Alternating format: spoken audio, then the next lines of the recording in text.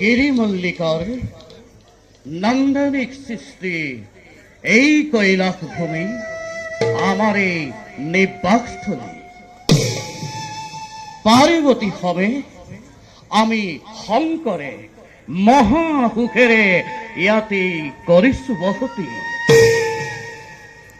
ভকত বৎসল শঙ্কর আমি ভক্তৰ আকুল আহ্বানতে নামি গৈ কৈলাসৰ পৰা পূৰণ কৰো ভক্তগণৰ হতে মনোবাঞ্ছা মনৰ। কিন্তু যেতিয়াই অধৰ্মৰ কাল বিভীষিকাই গ্ৰাস কৰে এই বিনন্দীয় সৃষ্টি, মুহূৰ্ততে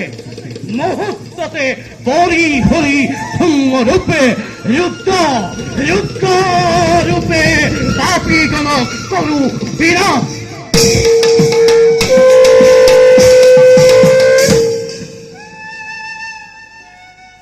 এয়াই আমার ধর্ম, আমার কর্ম।